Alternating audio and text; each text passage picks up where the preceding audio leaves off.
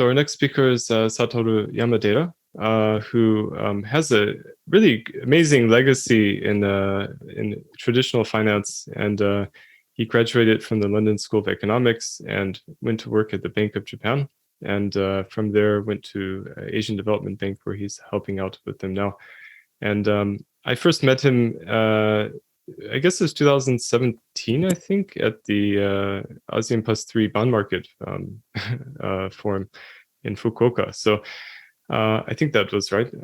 It's been many years, and we were able to keep in touch. And he's really one of the I would say, few traditional finance people who also study a lot about technology and the implications for changing the financial system. So with no further ado, it would be great to get started. So Yamadera-san, the floor is yours. So let me start. Okay, Takemiya-san, thank you so much for your introduction. Well, today I'd like to discuss 3 important tips for market development. I think actually the previous session Johan talked about the legal issues.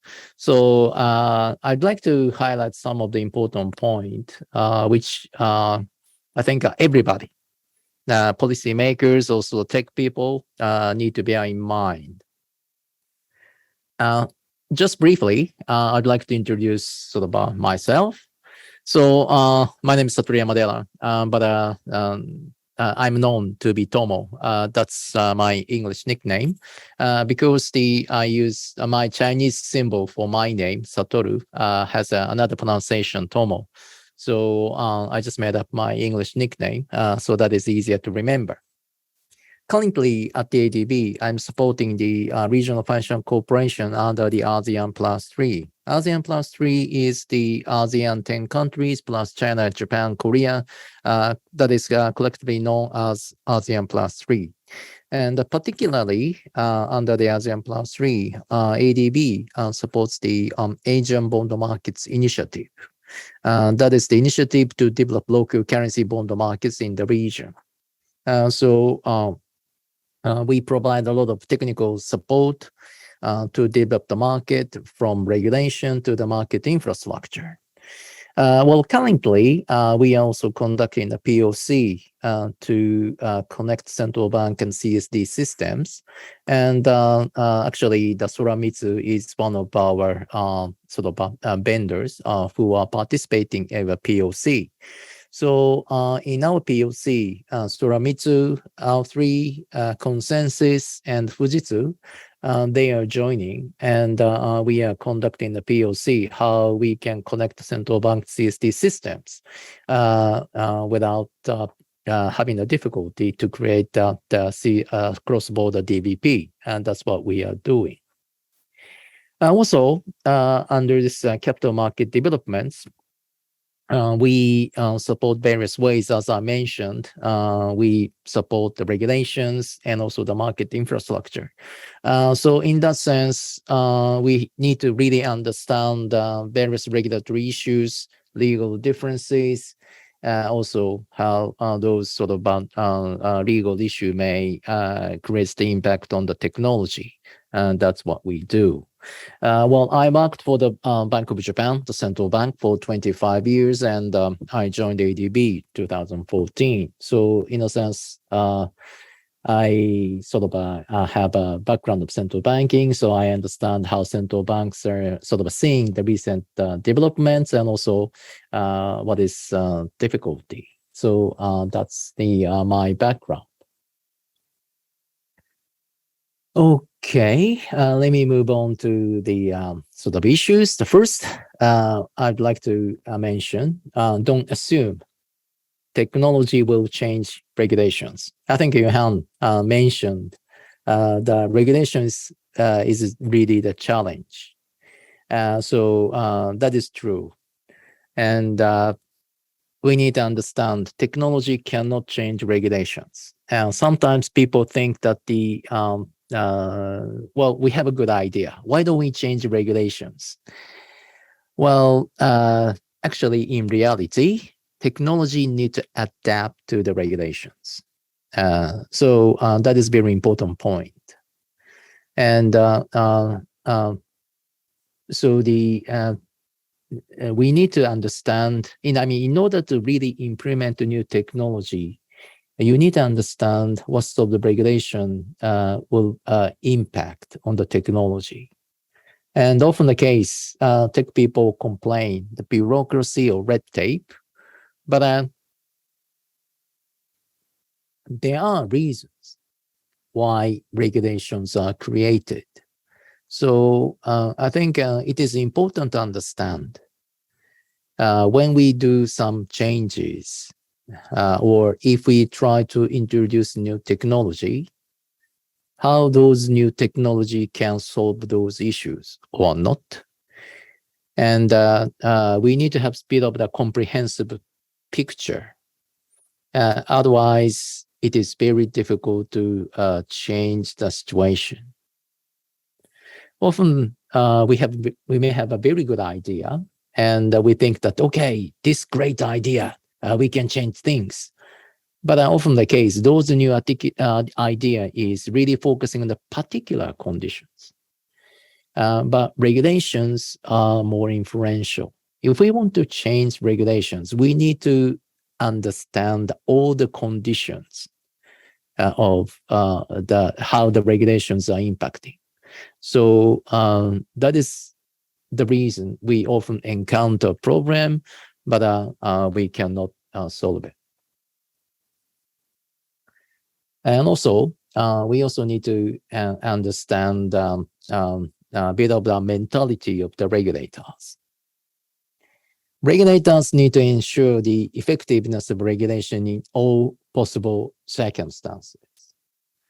And of course, we sort of created the so-called sandbox, regulatory sandbox.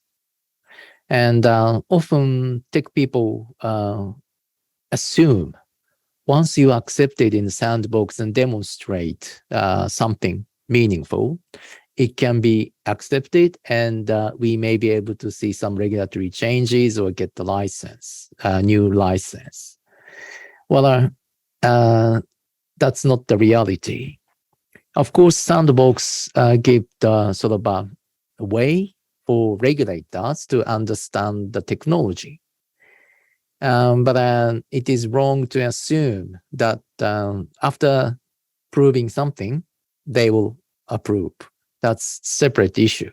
Again, so issues coming back to the previous one.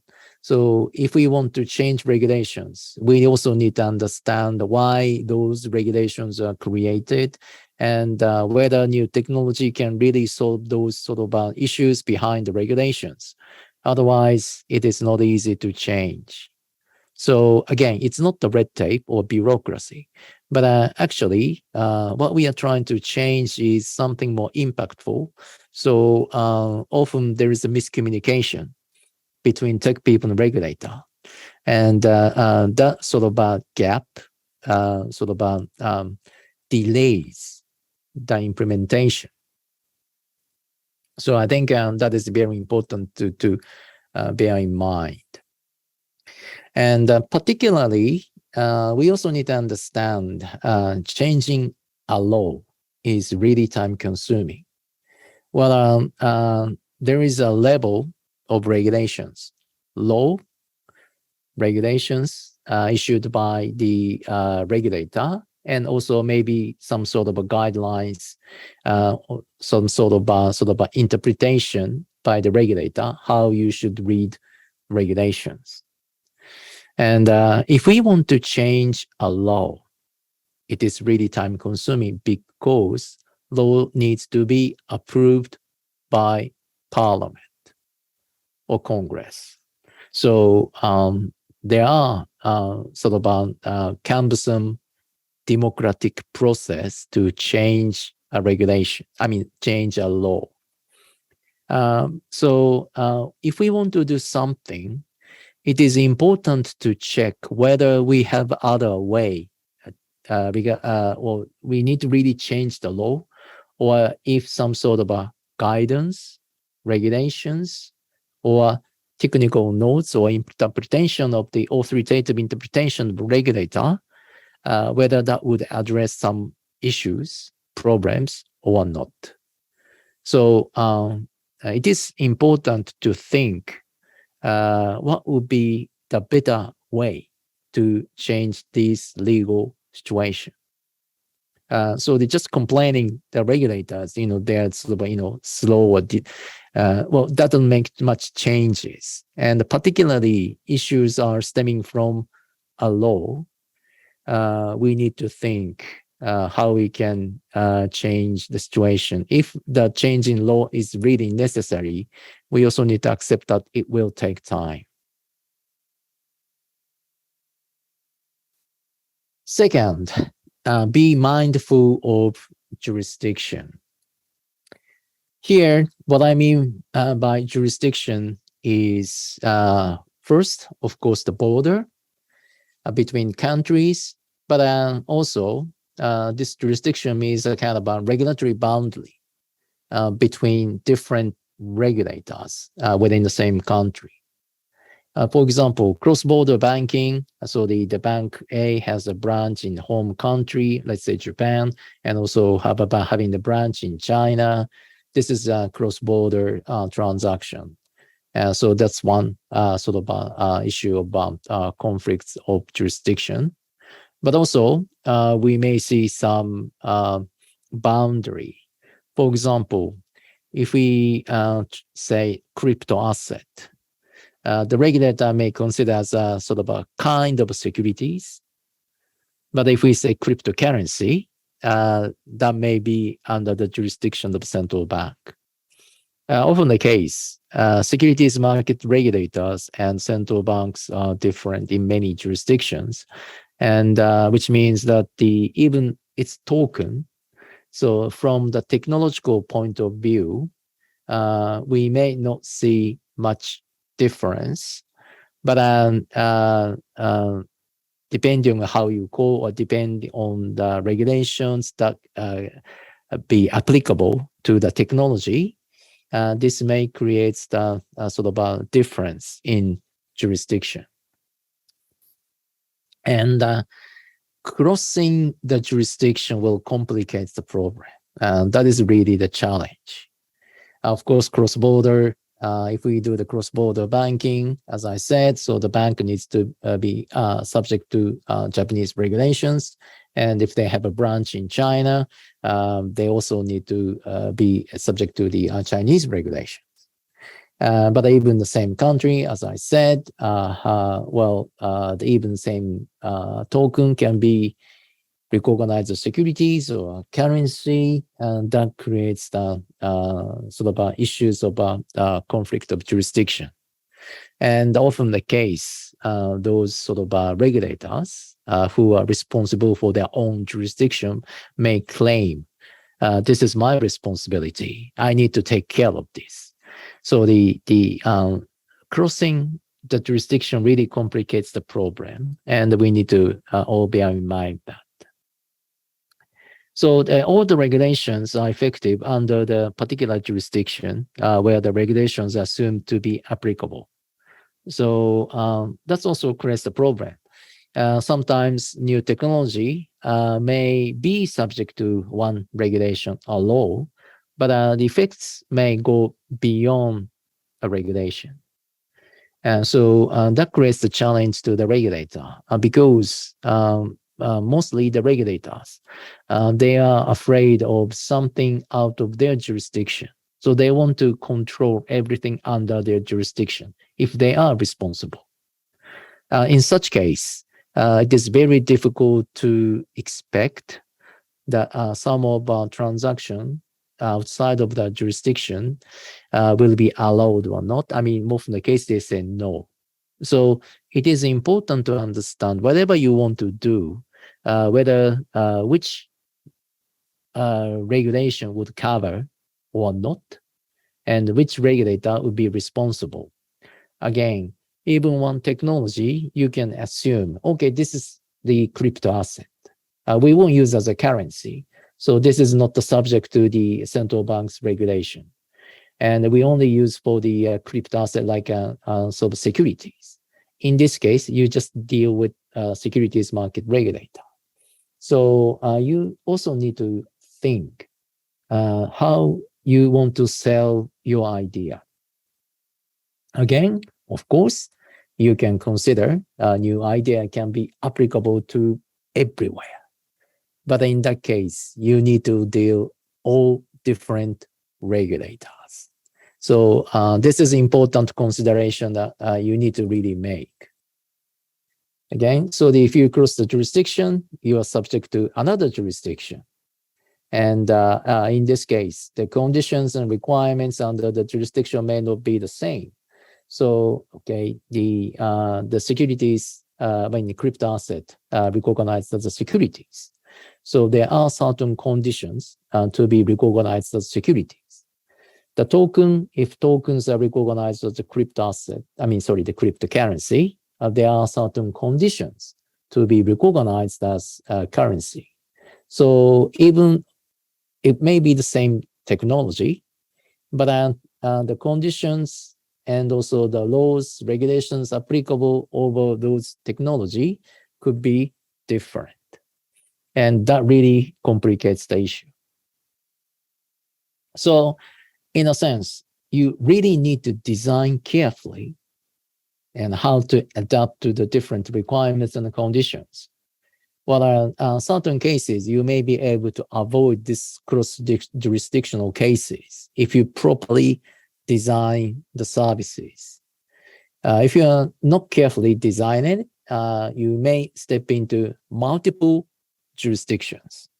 And that may complicate the issue, and you may not be able to do the business what you want to do.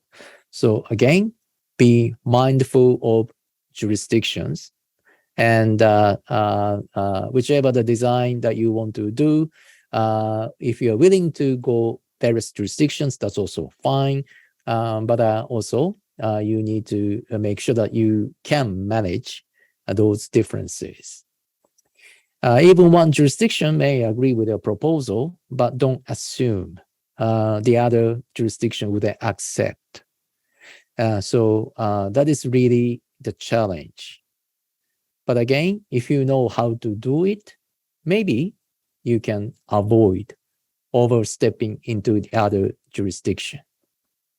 Again, regulations is important, but technology cannot change the regulations, and how to apply those regulations into the jurisdiction, you really need to understand. And if you step over to the other jurisdictions, that complicates the issue. As I said, technology cannot regulations. And if you step over the different jurisdictions, you may need to make sure you follow and adapt to different regulations. Okay, third tips, let's be open-minded. Well, in a sense, you need to be open to different ideas and different approaches. Often tech people or lawyers, they define their own territory, and you don't want to step over the other side. But actually, we need to see more sort of a communication between tech people and lawyers, legal counsel. And then we may be able to find the solutions.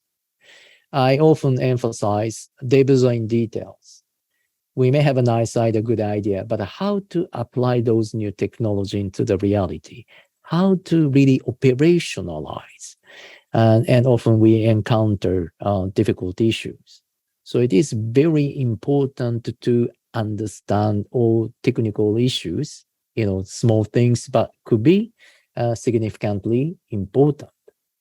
And you may need to check and understand every aspect of the transaction, technically or legally. Otherwise, it is not easy to create a new transaction.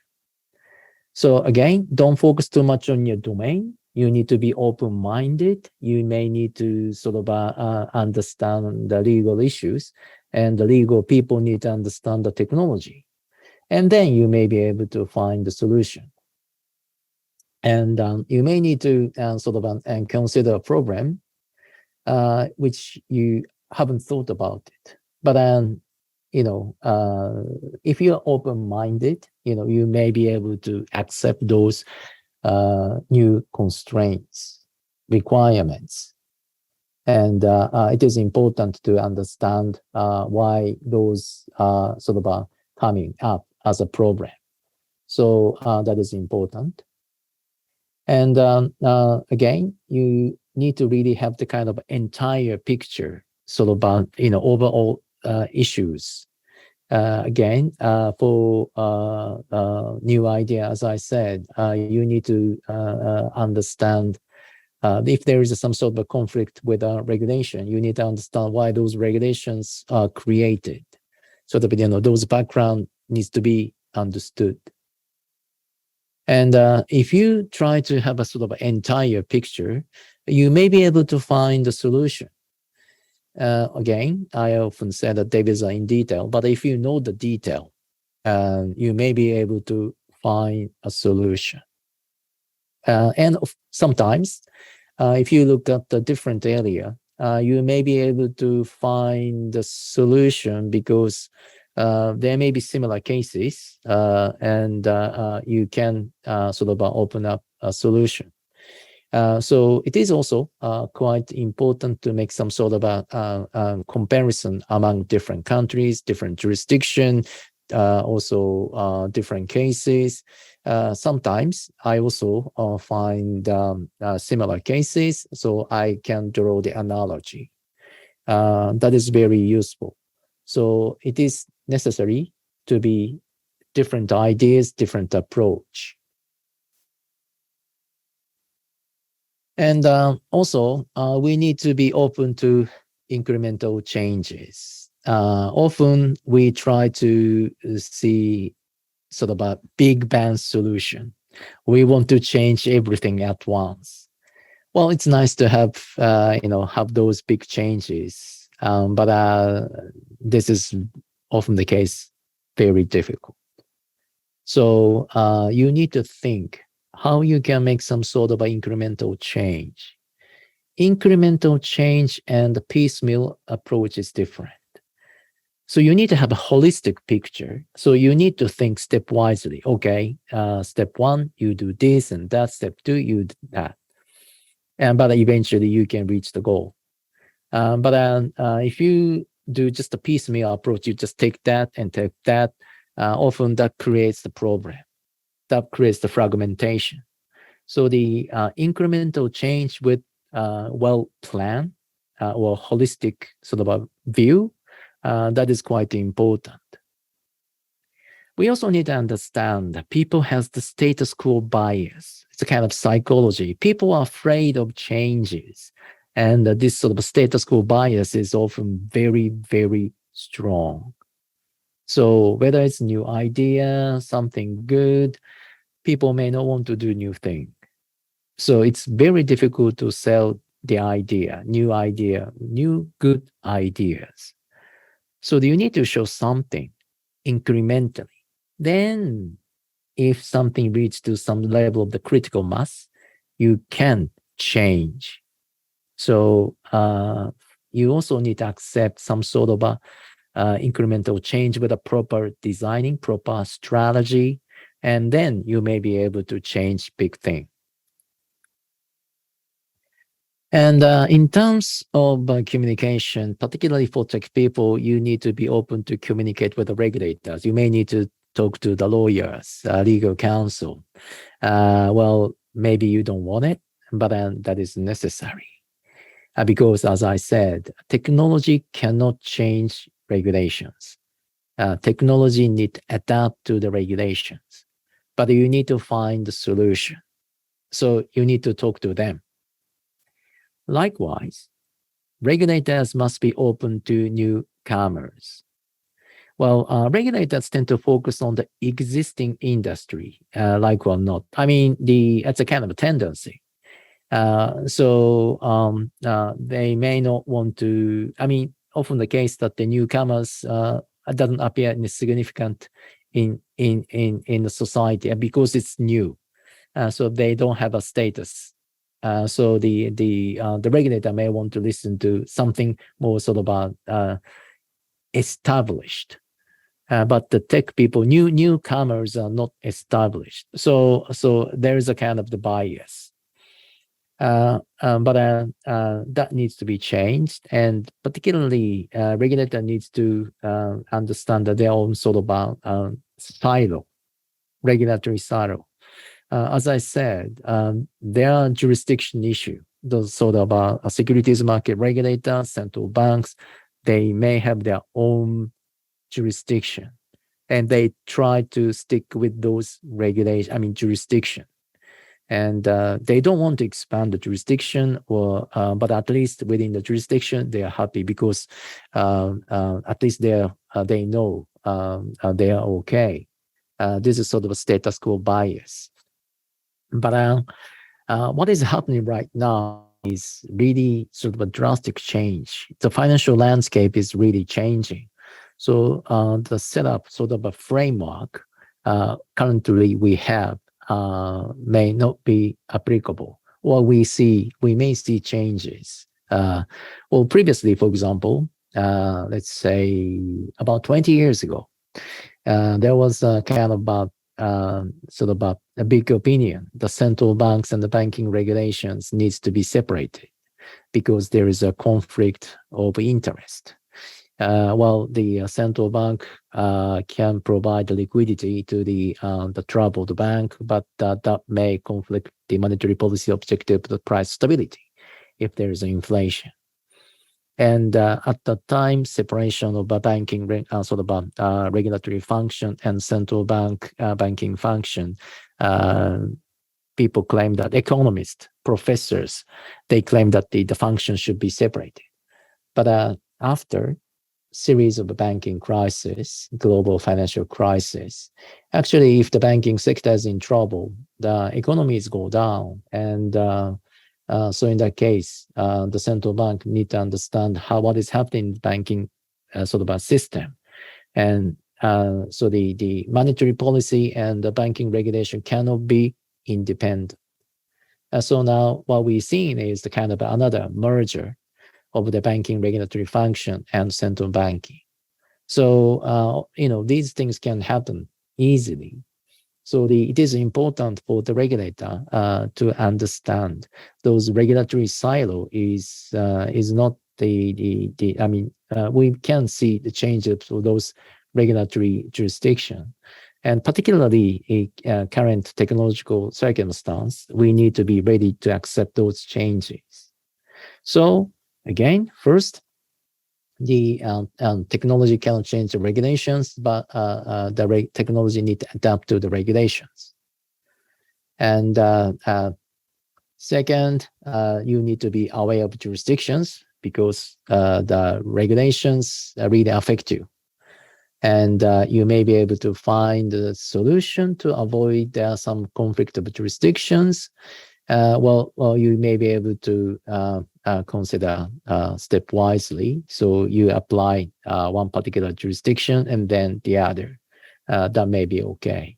But of course, if you understand regulations, difference in regulations, difference in the jurisdictions, you may be able to expand the business from the beginning. And third, again, be open-minded.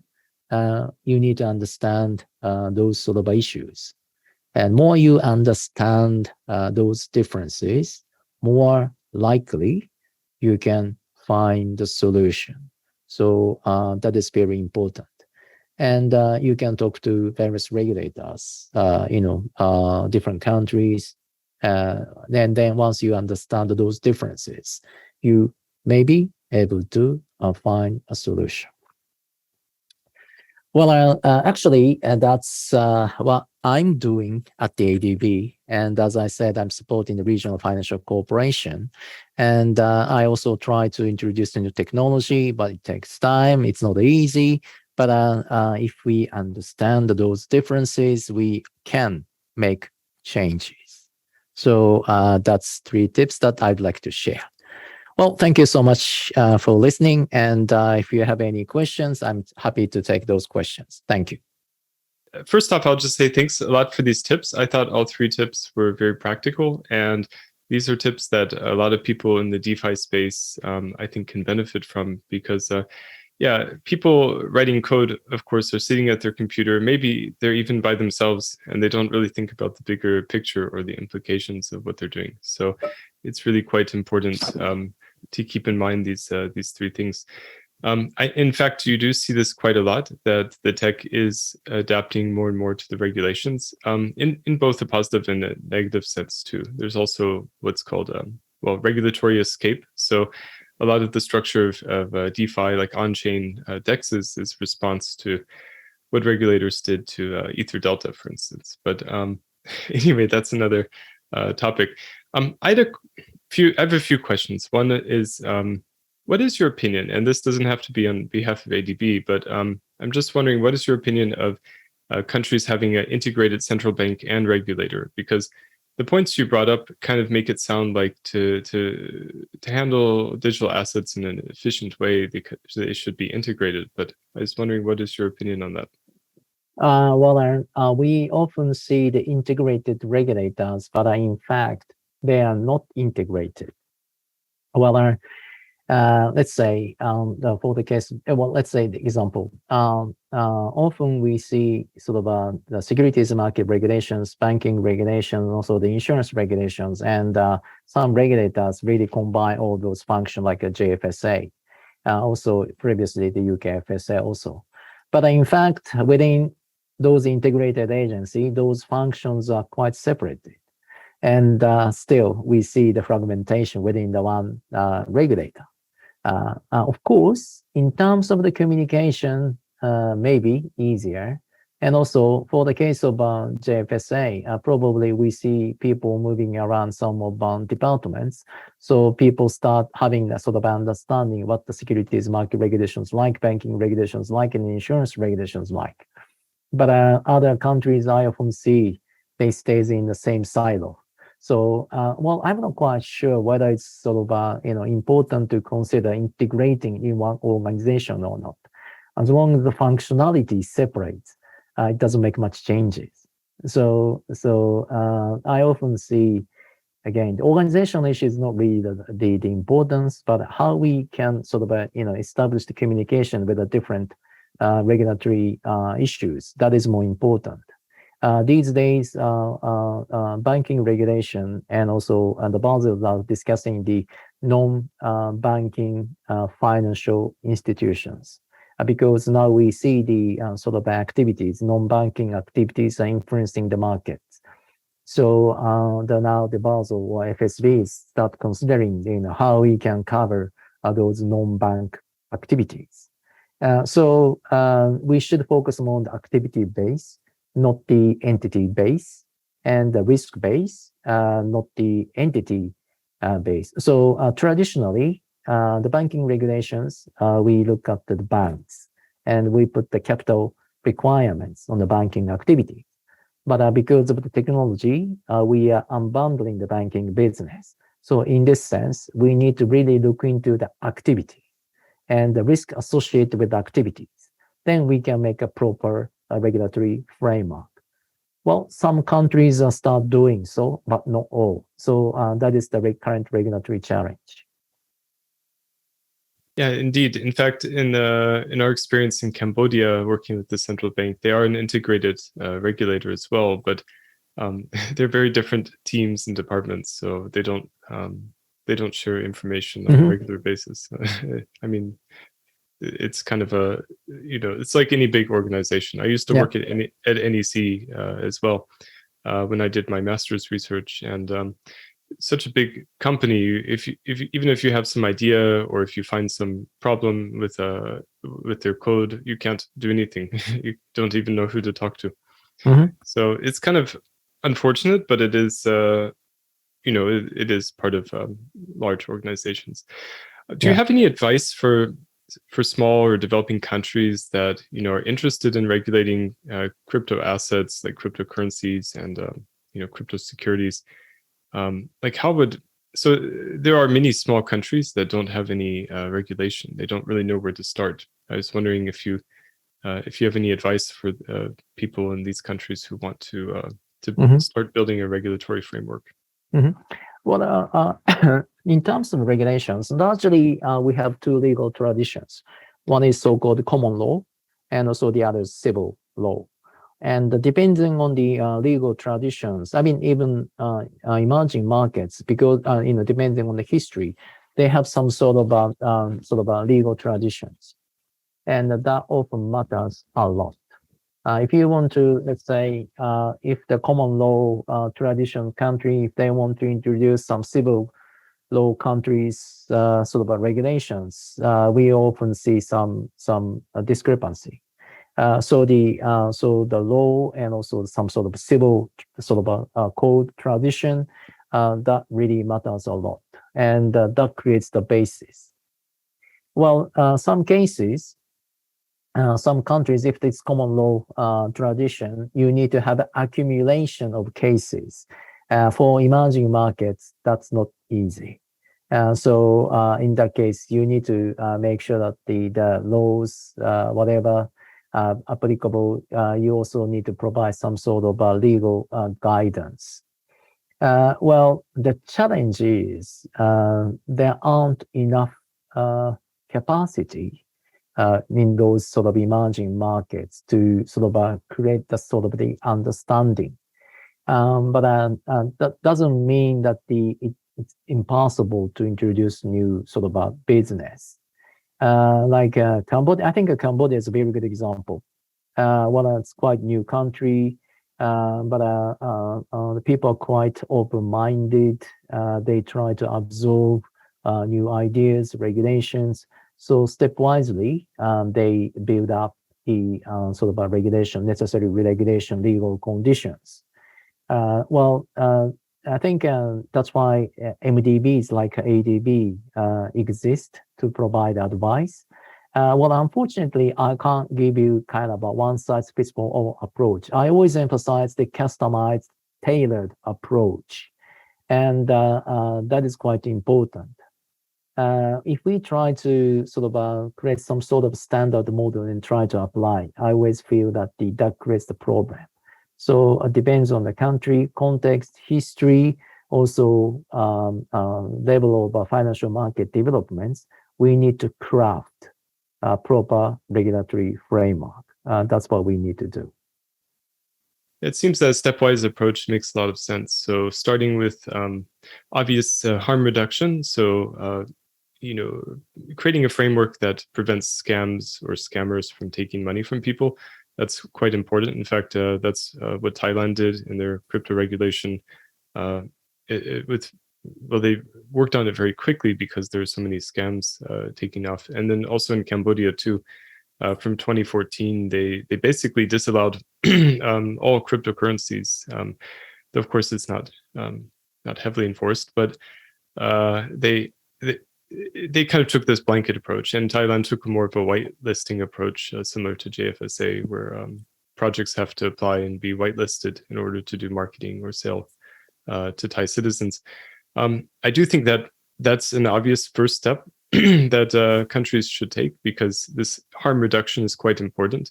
And then not every country has a high AML risk, like some countries that are like small island nations, don't have any local terrorists doing any kind of work. So domestic transactions are pretty low risk.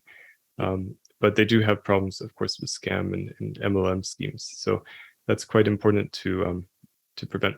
There is one question from our chat. They say, thanks for speaking. And do you believe decentralized finance, or DeFi, has a purpose alongside of traditional finance? Or do you believe that it's just so-called barbarians at the gates of TradFi? Well, Takemiya, as you know, I'm sort of a pro-tech. I like new things. But I'm also not quite sure whether we have an existed definition of DeFi. I mean, different people have a different idea, and we don't have a well-established consensus on this DeFi yet. In any case, the technology will change the a traditional finance, and we've already seen it. As I said, the technology decomposing the banking business. There was a very good reason we see various function was integrated in the banking system. If we look back the history of the banking business, maybe started from loans, loan shark, maybe, or maybe starting from the exchange, sending the money in the different countries. And then people realize that those functions, if we do those functions in one banking business, that is more efficient. In a sense, deposit taking. So deposit taking maybe starting from safekeeping. But then the deposit taker then realized that, okay, if we use this money efficiently in extending the loan, we get more money. And also, we can share those sort of profits with depositors. So we can attract more deposits. And also, through sort of a communication between banks, we start seeing those payment settlement system linkage. And the reason central banks, often the case, regulate banks is, because sort of a banking network inherently has the sort of a fragility. The bank's business is, normally they take deposit, which is sort of a short-term liability, and they extend the loan, which is sort of a longer liability. And the deposit makes sort of used as a payment. So the bank account is connected, which is efficient. We don't need to move gold. We simply send the digital information to another bank, and we can make a payment. But as I said, there is a sort of an inherent sort of a risk. So the maturity mismatch is actually the source of profit of banking business. Connecting the banking account is source of profit. I mean, that's the efficiency gain. But because of this mismatch, even solvent bank may go default because of liquidity. And so in such case, in order to ensure the sort of a system, not to support particular bank, but in order to sort of secure the transaction, central bank step in and they provide the liquidity. So that's why central bank need to understand bank A is doing good or bad, and because of the power to create the money, central bank can stop bank run and banking crisis. So those are the historical reasons. We sort of accumulated those functionality into banking business. And because of the fragility, bank needs to be sort of monitored by central bank. And because banking business may have a more sort of additional impact to the local economy or the national economy, they need to be heavily regulated by the regulator. You may wonder why banking business are so much regulated comparing to the other business. Because there are some sort of a fragility, also the impact on the economy. That's why they need to be licensed and regulated. But if technology can create efficiency or decomposing various business, then we need to look into the risk involved. That's why I'm saying that we need to really consider the regulations based on risk involved in activities. Previously, it was not easy to sort of just accept the deposit and make the payments. They need to do some sort of a lending business so that they can create the efficient payment settlement system. But thanks to the technology, we can connect the different sort of wallet cheaply, and we may need to make heavy investment to make those sort of a banking system. In such case, risk involved in the payment service is very much different from the ordinary banking business. So we can create a less restrictive situation. But if we start seeing the connection of those payment services, then we also need to start thinking, okay, what's the issue? What's the problem? Well, we may not have some sort of fragility like previously bank had, but if one payment sort of a system stopped operating, what would happen to the others? Maybe it's okay within a small economy, But if we start seeing the cross-border payment linkage, what would happen? So these are the issues that the regulators need to start thinking. And that's why that we need to really, the regulators need to think outside of their box. So, don't stay within their silo. They need to think more openly, and then they can sort of meet to the new environmental change.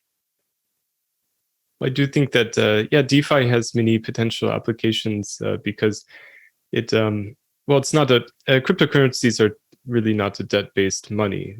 So it does change the financial system in quite a fundamental way if you were to take it to the logical conclusion.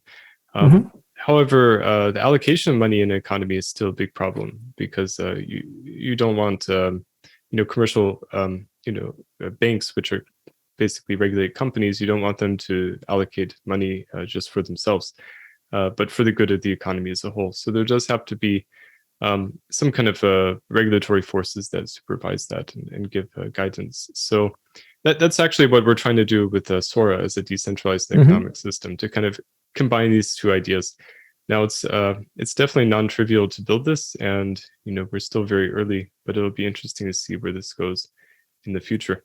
So we're just on time. So I really appreciate your talk. I thought it was very practical, and I hope that potential DeFi builders and also regulators can understand these topics and hopefully create a better dialogue. So thanks a lot for joining, and please have a good weekend. So thanks. Bye. Thank you.